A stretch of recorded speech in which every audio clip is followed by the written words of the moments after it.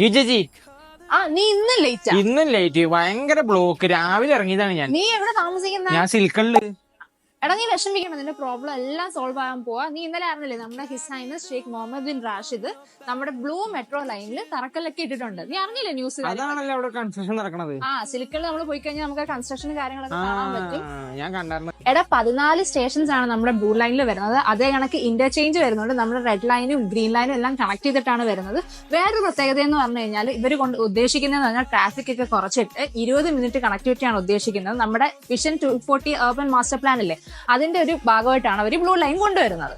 സംഭവമൊക്കെ കൊള്ളാല. സംഭവമൊക്കെ കൊള്ളാം. നീ ഇപ്പൊ എത്ര റെന്റ് കൊടുക്കുന്നേ? ഞാനിപ്പോ ഇയർലി 40 അങ്ങാണ്ടാണ്. അടിപൊളി. എന്നാൽ ഇനി മെട്രോ വരുന്നവരെ ഡബിൾ ആവും. അതുകൊണ്ട് ഞാൻ എപ്പോഴും പറയുന്നതായിരുന്നു, എന്റെ അടുത്ത് ഇപ്പോഴും പറയുന്നത്, കാശ് ഉള്ളപ്പോൾ ഇൻവെസ്റ്റ് ചെയ്തോ, എന്നാൽ നിനക്ക് നല്ല ക്യാപിറ്റൽ അപ്രീസിയേഷൻ കിട്ടും. അതേ കണക്ക് തന്നെ നിനക്ക് വൺസ് മെട്രോ വന്നു കഴിഞ്ഞു കഴിഞ്ഞാല് നിന്റെ റെന്റൽ കൊടുക്കുവാണെങ്കിൽ തന്നെ നല്ല പൈസ ഉണ്ടാക്കാം. നോക്കട്ടെ, പൈസ ഉണ്ടാവും നോക്കട്ടെ. ഓക്കെ.